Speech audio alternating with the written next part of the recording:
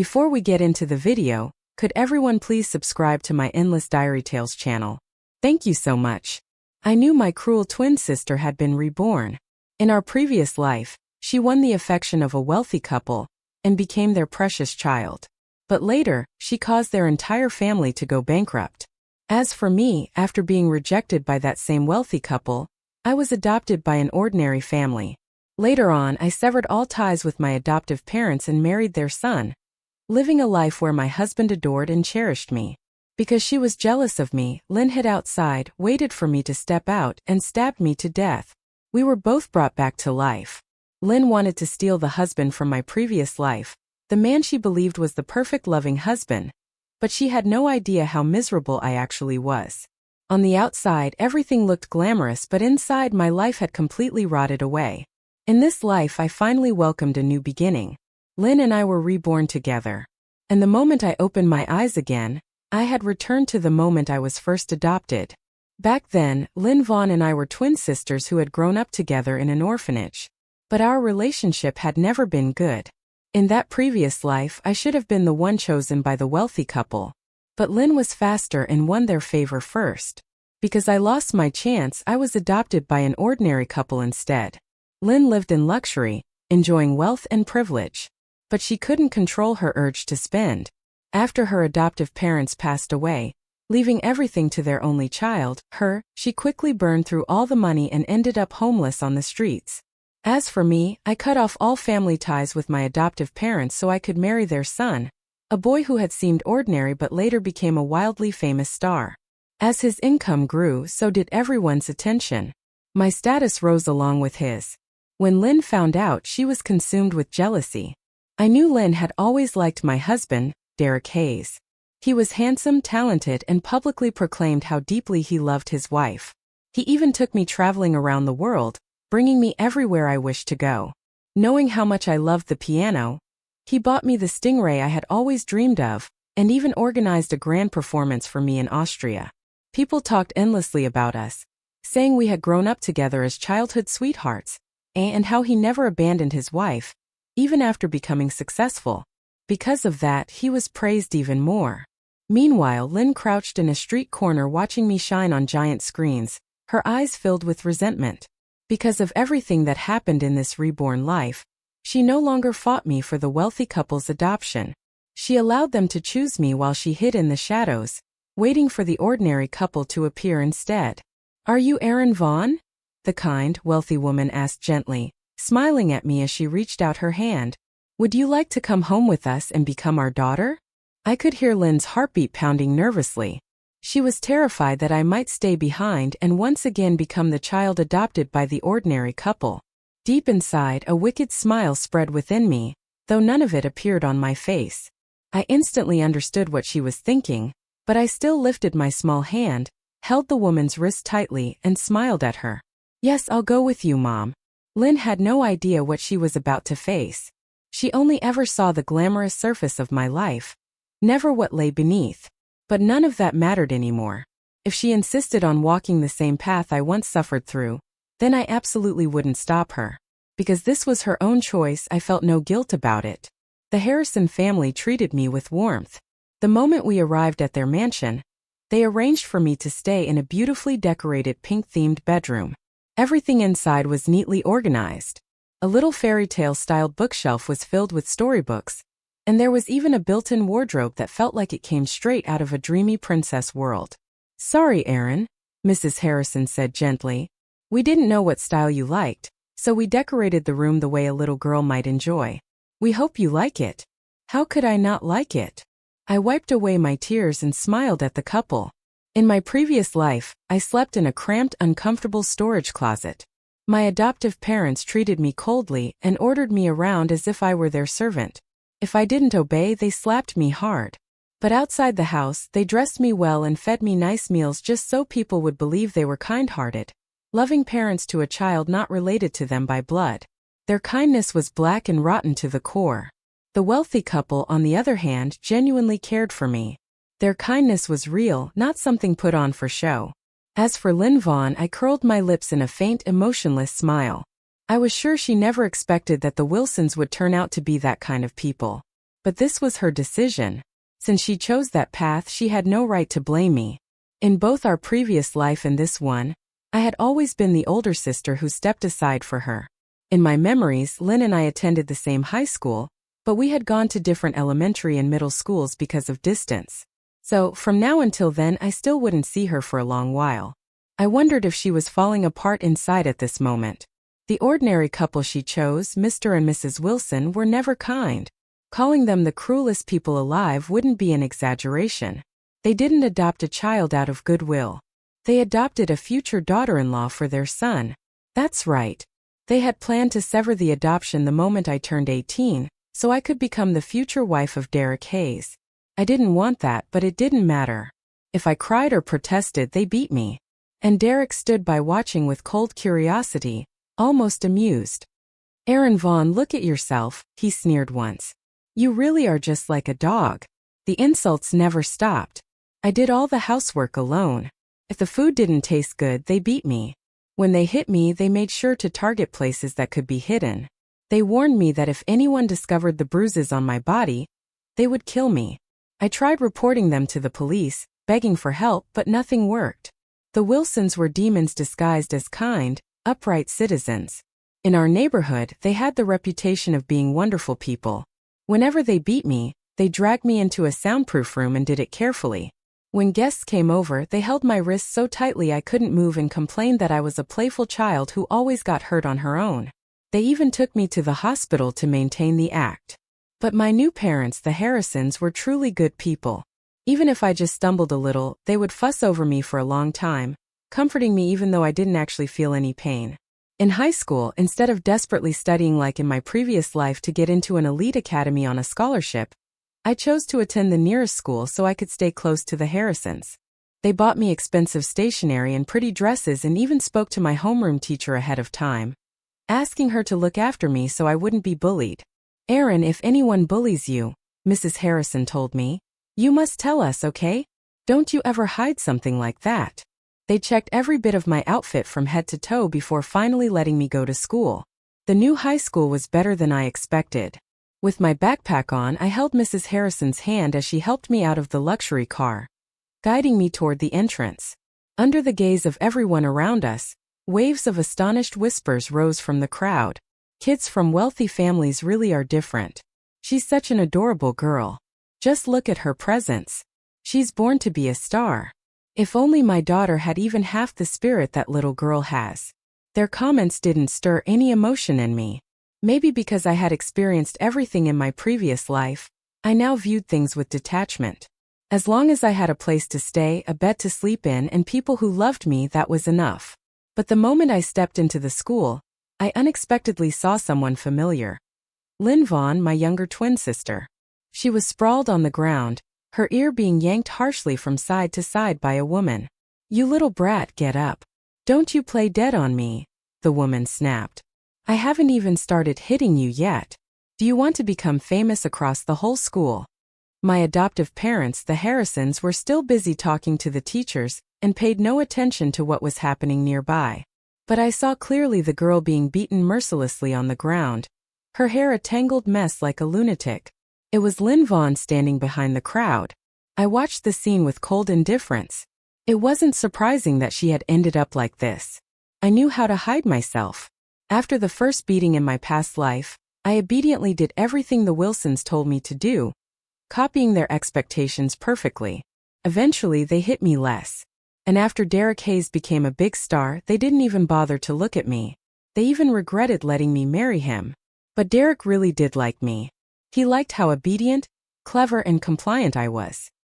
He liked that I would willingly cover up his various crimes. He liked that I would sleep with directors to help him secure resources. He liked that I obeyed him, even agreeing to go to prison for him. But before that final part could happen, I was already dead. What a relief.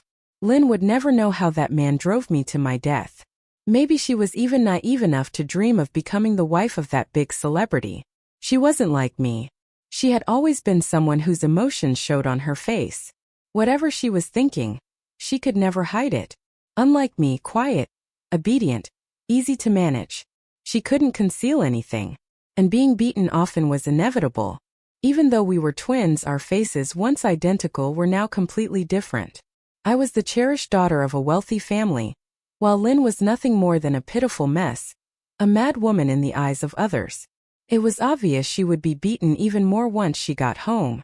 Lynn trembled as she struggled to her feet. Her knees were torn open, bleeding heavily. She looked badly hurt. When she lifted her head and spotted me among the crowd, her whole body shook, but I only looked at her with cold detachment, smiled faintly, and turned away. There was nothing left to say. There was no longer any relationship between us. I attended a public high school in the city because I didn't ask for a private or elite academy. I told my parents that any normal school was fine. My grades had always been good. Where I studied didn't matter. Because of that, I was placed in a select class. My homeroom teacher liked me and appointed me class president. My classmates liked me too. They said I was clearly a rich girl but didn't have the arrogance of one, that I was easy to get along with. I simply smiled at that. I truly was easy to get along with as long as no one crossed my boundaries. When they didn't, I appeared gentle and harmless. Just like before I died when I poisoned Derek's drink. If I had to die, I would take him with me. Lynn came looking for me. She waited by the school gate, scrutinizing every student who passed by, and finally spotted me. She blocked my path while I tilted my head innocently, pretending not to understand what was going on as I looked at her. Aaron Vaugh, the good life you're enjoying now is only temporary. Lynn spat angrily, glaring at me with hostility. Your ending will be miserable. I'll live 100 times better than you. Honestly, should I say she truly lived up to being both stupid and malicious? Saying something like that was no different from admitting she had the advantage of being reborn. But I simply smiled, polite yet distant, as I looked at her. Classmate Lynn Vaughn, I said calmly. We don't know each other. Could you please stay away from me? And it was true. We didn't know each other. The moment I was adopted, we had already become complete strangers. But Lynn was different. She constantly tried to shove her presence in front of me as if doing so would help her survive. Aaron Vaugh, don't act so smug, she hissed. Derek Hayes isn't famous yet, but when he does. A young male voice tinged with mockery cut her off. My entire body trembled. A cold wave of terror surged through me from deep within. Derek Hayes, the man who had controlled me from childhood to adulthood. The man I never loved yet was forced to pretend to love. His darkness had swallowed my life whole for over 15 years. In that fleeting moment, that familiar icy dread washed over me again. But I steadied myself. I forced a calm smile and nodded lightly at him. You two go ahead and talk. My parents are waiting outside. I'll head out first. Without waiting for their response, I turned around and left the school. The moment I stepped outside, I vomited. I never imagined that after seeing that man again, my body would react this violently. I had acted as the obedient girl for years, beautiful, hard-working, cherishing the difficult life I had finally earned in this new chance. I thought I had escaped the darkness. But the instant I saw Derek, that boundless terror wrapped itself around me again. Derek Hayes, the man who tormented me throughout my life, had ultimately died with me. I once thought that even if I became a ghost, I would never forgive him. But now that I was reborn, I had a completely new life. I thought I could forget everything that happened. I turned on the water tap. Cold water splashed endlessly over my face. I came back to my senses beneath the freezing stream, then stared at my reflection in the mirror for a long time before finally breaking down. The painful, bitter emotions burst inside my chest, too overwhelming to suppress. Felt impossible to breathe. Was I really going to live in fear like this for the rest of this life? Are you okay, Aaron? A clear, gentle male voice called out just as I was frozen near the outdoor faucet. I quickly grew alert and turned my head. A pair of dark, bright eyes met mine. He was a tall boy, slightly taller than Derek. Not someone whose appearance stunned you at first sight, but the more you looked, the more compelling he became. Someone who made people take a second glance without realizing it.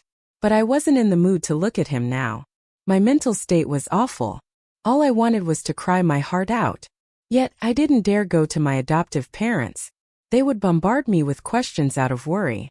Tears streamed down my face uncontrollably. I stared at him in a mixture of frustration and helplessness, as if I wanted to release every emotion onto him.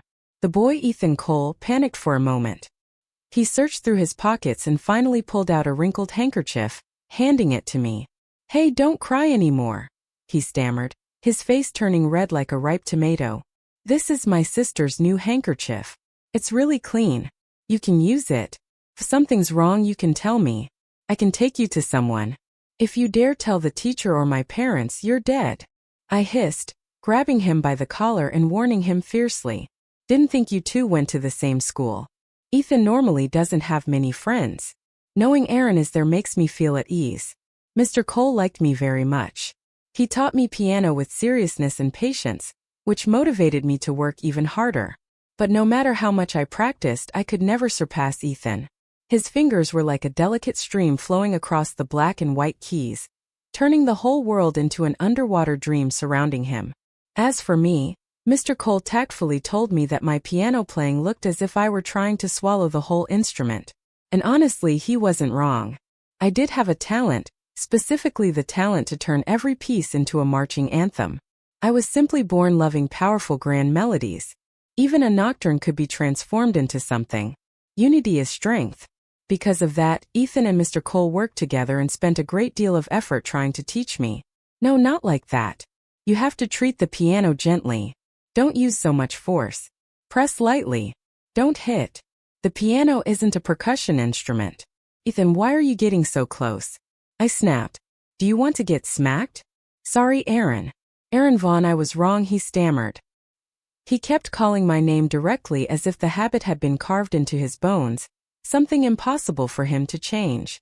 Seeing his face turn bright red from panic, I couldn't hold back a small laugh. All right, fine. If you want to call my name, go ahead. I'll allow it. Really? Ethan's voice shook with excitement.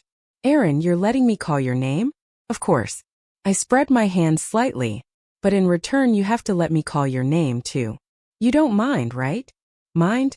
Absolutely not. His voice trembled with so much excitement that even the window panes rattled. I only smiled, but inside me something slowly settled, becoming quiet and light. I thought that maybe this was what I had been searching for. Trust and unconditional affection from someone else. It was a luxury I had never dared to want. Yet, it now felt so easily within reach. The lucky one had never been Ethan. It was me. After that day, I saw Derek Hayes again, this time on the academic ranking board. Derek's grades had always been good. I knew that. But no matter how good he was, he could never surpass me, the top student of the entire grade. This time, with the exception of English class, where Ethan slightly outperformed me, I overwhelmingly placed first in nearly every subject. I worked hard, harder than anyone. Even in my previous life, in such terrible circumstances, my grades had never been poor. What Derek admired most about me was my relentless determination, my willingness to push myself to the limit in everything I did.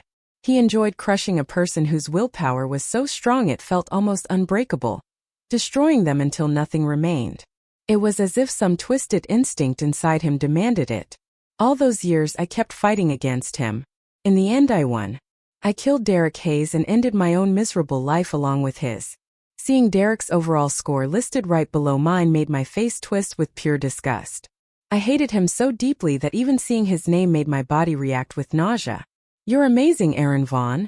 My deskmate Tracy Turner practically shook my shoulders. How do you even do it? Every time you're first. You're so cool. Being a top student is nothing special. I waved my hand casually. I can still do better next time. And you're always ranked with Derek Hayes, Tracy added dramatically. Do you know everyone thinks you should totally be the school beauty and Derek's the school hunk? People keep saying you two should be paired together. Another wave of physical nausea hit me. My stomach churned violently, but I forced myself not to throw up on the spot. She doesn't like Derek Hayes. A sudden voice came from behind me. Ethan's voice. I felt a hand grab my wrist. Instinctively, I struggled, but he tightened his hold, preventing me from breaking free. So, I stopped resisting and let him hold me as he pleased. Tracy looked even more shocked. EW. You could it be? Could it be? Tracy, I said, smiling like a devil. If you dare spread nonsense, don't even think about me helping you review for finals ever again. Huh. Sorry. I'm sorry. In short, I wish you 200 years of happiness. I'm leaving now. Tracy Turner dashed off like the wind, even forming a heart shape with her hands behind her back for me. It was obvious she was very eager to ship the two of us. I, however, watched her disappearing figure without any emotion. Not a single wave stirred in my heart. In fact, I almost felt like killing someone. Ethan said nothing. "Aaron, let's walk in the grove over here," he said, staring directly into my eyes with a steady voice. "I want to talk to you." I figured he must have realized something.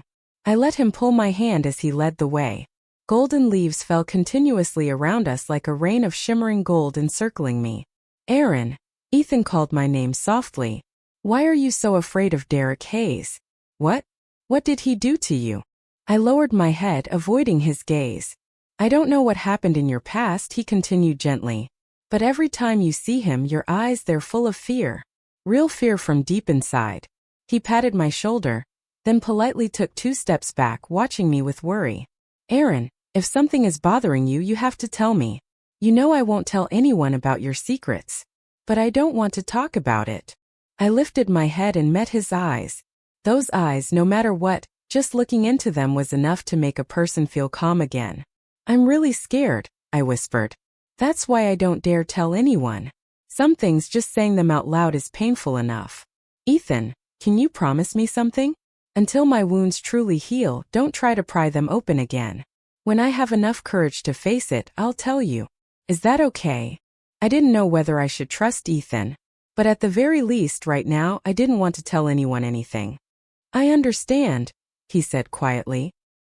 He lowered his head, then suddenly lifted it again as though he had made up his mind. "I'll grow up. I'll become a man you can rely on. Aaron, I'll protect you." I stared at him, confused, but couldn't help laughing. "Protect me? You? You can't even win in a fight with me. Stop bragging." "But I'm better than you at piano," he muttered. "Ethan, are you asking for a beating? Do you want to get hit again?" "I was wrong, miss. Please spare me," he yelped. Just like that, the gloom of that day gradually passed. I thought that maybe someday I really would escape the darkness of my past, that those terrible memories would finally leave me forever. But things were not that simple. I didn't care how Lynn lived anymore. But classmates around me whispered that she seemed to have turned into some sort of delinquent lately. Her hair dyed bright blonde, dressed like an adult, no longer resembling a student at all. However, her relationship with Derek Hayes looked surprisingly sweet, at least on the surface. But I knew inside, Lynn was probably just as terrified of Derek as I had once been. She was enduring it because she believed he would become famous someday. Every time I ran into her, Lynn glared viciously at me and snapped arrogantly, "Let's see how long you can keep living like this. Derek is my boyfriend. Don't even think about him. Don't think you're safe just because you're smart. Don't let me catch you wagging your little foxtail or you're dead." I knew she was only bluffing. In my past life, Lynn had led the group that bullied me at school. So, in this life, I told my adoptive parents early on that I wanted to train physically and learn Taekwondo. By now I was a black belt. If Lynn dared lay a finger on me, she wouldn't stand a chance. As for Derek, he always looked at me with that strange half-hidden gaze. Sometimes that shadowy look sent chills down my spine. I didn't know what he was thinking, but I could be certain of one thing. Derek Hayes had begun to take an interest in me. He was curious why I feared him so much, and he found that strangely intriguing. I knew exactly what kind of person Derek Hayes was. He was cruel, twisted, and exceptional at pretending. Growing up in a fake, deceitful family, he naturally learned how to make everyone like him. That was also why, in my previous life, no one ever discovered the vile things he did in the dark. This time I had to stay far away from him forever. I could never let him get close again. But Derek had no intention of leaving me alone. "Aaron Vaugh, which university are you planning to apply for?" he asked suddenly, glancing at me with a gentle expression as we filled out our preference forms. I immediately pulled my form away from him and replied coldly, "What does that have to do with you? As far as I remember, we're not close." "Why not?" Derek crossed his arms, narrowing his long fox-like eyes. "Don't you know? I've always admired you. It's just a pity. You're a flower on the highest mountain, unwilling to be picked and too proud to even notice me." "I don't like you," I said bluntly. Derek acted as though he'd been deeply wounded. Honestly, acting was the profession most suited for him. He could pretend better than anyone. His talent for performance was undeniable. That's why he was destined to succeed in the entertainment industry. But that had nothing to do with me. You think I'm dating Lynn Vaughn, or did she threaten you? He said casually. Just as I was about to walk away, darkness suddenly loomed over me. My body reacted instinctively. I wanted to run, but a hand slammed against the wall beside me, trapping me. When I lifted my head, I saw the eyes that haunted countless nightmares. Derek Hayes, the demon who should have stayed dead in my memory, had returned. This expression again, how strange. We've never even met before. Why are you so scared of me? Derek laughed softly. He reached out and lifted my chin. Or is this your way of getting my attention? Right now, if I were thinking clearly, I should have grabbed his hand, twisted his wrist, and thrown him over my shoulder onto the ground. But I couldn't move. A suffocating terror wrapped around me like something unseen was gripping my entire body. I couldn't escape this loop. No, I didn't want this. I didn't want to be trapped in the cage of my past again. I had to break out of it. No, I whispered and grabbed his wrist, forcing his hand away from my chin. I inhaled deeply, pushing away the fear and disgust boiling inside me. Then I lifted my head and looked straight at him. I don't like you, Derek Hayes, I said, every word sharp and deliberate. I hate you. You disgust me. You remind me of someone revolting. Someone I hope dies as soon as possible. My voice was unwavering, full of undeniable resolve. If Derek dared step closer, I would throw him to the ground instantly. I would not retreat again, but Derek only stared at me coldly, then suddenly laughed, amused. He stepped back with arrogant confidence. All right then, he said. Let's see how far a little princess can go. But just so you know, no matter what happens, you'll still end up being my woman, Erin Vaughn. The moment Derek stepped back, Ethan's voice rang out behind me. Erin Vaughn. Without a second's hesitation, he grabbed my hand and pulled me behind him, shielding me with his own body. That's enough, Derek. Ethan frowned, his tone firm and sharp. Erin already said she doesn't like you. Stop pestering her. And you already have a girlfriend. Don't you think you should have some self-respect? But the look in Ethan's eyes was no longer gentle. His eyes, usually so gentle, became icy cold. Let's go, Erin. Everyone knew Ethan Cole liked Erin Vaughn. Everyone also knew Lynn Vaughn was Derek Hayes' girlfriend. There was nothing more to say. I followed behind Ethan, letting him pull me toward the grove. I remembered that the first time we met was also in this forest. Golden leaves fell around me like drops of sunlight brushing lightly against my skin. I blinked as a warm breeze swept across my face, and without thinking I smiled. Jealous? I teased. No, Ethan replied quickly. How could I be? I couldn't stand watching him bully you. You were clearly terrified, but I overcame it, I said. I already rejected him. Erin, no. I cut him off softly. I'm not some fragile white lotus who needs protection. I know what I'm doing. You can feel my determination, right? I took his hand and smiled. Ethan, let's be together. I want you to be my boyfriend. Is that okay? I still remembered the breeze that day, gentle and warm in a way I had never felt before. I was the one who confessed. I chose to grab my own happiness. During college, I continued to pursue the piano, which I loved. With the support of my adoptive parents, I even held 2 solo concerts, both receiving praise from the public. Ethan, to my surprise, didn't choose the piano. Instead, he chose to become a film actor. When he decided that, I felt uneasy. I didn't know whether he made that choice because of me, but I sincerely hoped he wouldn't have to cross paths with Derek Hayes. Ethan smiled and reassured me. Don't worry, Erin. I'll prove to you that there's nothing to fear. I held his hand tightly, saying nothing. Ethan gave me a sense of safety, but I didn't want to be the one who only received. I wanted to support him too. I plan to inherit my parents' company, I told him. I lifted my head with a small smile. Next time we meet, you can call me CEO. Ethan burst out laughing. His smile was beautiful. His eyes curved into 2 little crescent moons, making his whole presence softer and warmer. All right then, my beloved CEO. He took my hand and gently kissed my knuckles.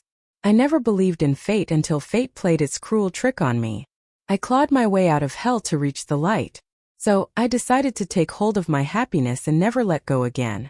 Ethan always helped me, so I wanted to help him too. I inherited my adoptive parents' company and studied hard, afraid I might ruin their hard-earned fortune.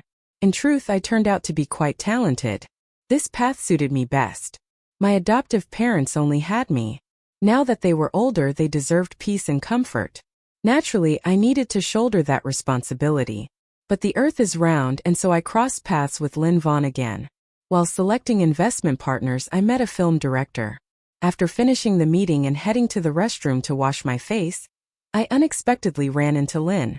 She was dressed beautifully and seductively. Heavy makeup, long curled hair draped over her shoulders, and a long dress clearly chosen to hide the bruises on her calves. We looked at each other. She smiled, vicious and mocking. Well, Aaron Vaughn, what are you doing here? Come to sleep with your precious director." So she still had no idea who I was now. I stared at her without emotion. Maybe my silence gave her courage, making her even more brazen than before. "It's about time you went bankrupt, isn't it?" she sneered. She wiped her bright red lips and scoffed. "How pitiful. There's nothing to squeeze out of Ethan anyway. Poor you. His fame is still nowhere near Derek Hayes. Funny, isn't it? That choice you made back then, it really ruined your future." "Your leg doesn't hurt?" I asked coldly. "Selling yourself to that 70 or 80-year-old director just so Derek could get his pay. Doesn't that disgust you, Lynn?" Her face instantly went pale. "No, impossible. How could you know? Maybe Derek leaked the videos online," I said lightly. "I heard he even made some money off them." Lynn staggered back a step. No way. You didn't know." I smiled faintly. "Your story has already spread through the industry I'm in. Everyone knows what kind of person you are. You don't have to pretend anymore." Of course, I knew exactly what she had gone through, the nightmare I once lived through. She would live through all of it too. No one understood her nightmare better than I did. "So what?" Lynn suddenly screamed, voice cracking. "At least I got everything I wanted. Money, status, fame. I'll get it all. And today, Derek and Director Carter promised to introduce me to an investor. I've worked so hard to climb this far. Why would I give up now? Aaron Vaughn, I'm telling you, whatever I want, I'll take it all. I won't leave a single piece for you." "Really?" I asked softly. At that moment, I also noticed Director Carter standing behind her with a very unpleasant expression. "Well then, Director Carter, you heard her, didn't you? I said she said whatever she wants, she'll take by force. In that case, I suppose there's no reason for me to invest in this newcomer anymore. Wouldn't it be better to save the funding for someone more valuable?" I smiled at Lynn just once. Lynn suddenly seemed to realize what was happening. Her entire body trembled, her face drained of all color. How is this possible? No. You're supposed to be me, Lynn Vaughn." I stepped toward her, leaned down slightly, and whispered beside her ear. "You know, your life could have been as good as mine, but you're just trash. You ruined your own future. So is this the sweet fruit of your own choices? Are you satisfied?" I straightened up gracefully, waved at Director Carter, and left without a second thought, completely ignoring Lynn's desperate screams behind me. Lynn Vaughn vanished from my life forever. But my nightmare wasn't over. As long as Derek Hayes was still alive, the nightmare would never end. I soon realized someone was deliberately spreading rumors about me and Derek, taking ambiguous photos during business events, mentioning my name in public, and creating the illusion of some secret closeness. "Aaron Vaughn, she went to high school with me," Derek said in an interview. "Those were good memories. Aaron was exceptional. Even back then, I was always second place. I could never compare to her. Of course, I admired her. She's the perfect girl in my eyes. Someone like me could never reach her level. Disgusting." I had to physically choke back the urge to vomit. No matter how much I denied it, it was pointless. Every time I nearly broke down, Ethan was always there, quietly comforting me. "Don't worry, Aaron. Let me handle it." I trusted Ethan just as I believed I would eventually climb out of hell. If fate favored me once, surely it would favor me a second time, right? And reality proved it. Fate truly did show me mercy a second time. Derek Hayes died once again. He died at the hands of the girl raised to be his wife. But this time it wasn't me. It was Lynn Vaughn. Rumor had it that during a live concert, Right after Derek finished his performance and stepped off stage under the attention of the entire audience, he smiled and waved at everyone, completely unaware that Lynn, hair disheveled and nearly unrecognizable, was hiding among the crowd. She held a knife, pushed through the people around her, and lunged straight at him, stabbing him in the heart. The scene exploded into chaos. Watching the news report all of this, I suddenly felt the whole world was absurd. In my past life, I poisoned Derek, only to be stabbed to death by Lynn. In this life, Lynn stabbed someone too. But this time, the victim was Derek. She had gone insane. The difference was that in this life, I had no connection to any of it. I had already been set free. He died. Isn't that good? Ethan said softly beside me. He wrapped an arm around my waist and kissed my cheek. You're free now. You've escaped the nightmare. Everything happened exactly the way you wanted. No one will hurt you anymore, Aaron. He smiled at me, and in truth, I knew exactly who had provoked Lynn, who had leaked the information to her. Ethan had quietly guided things toward an ending he knew I wanted. That was the real reason he chose to become a celebrity, wasn't it? I buried myself in his arms and answered faintly, I know. I had always known Ethan loved me. I was already the happiest person in the world. Next month, let's take some time off and go on our honeymoon, he said. Okay, I answered. Where do you want to go? Anywhere you want. In this life, my happiness was finally held firmly in my hands.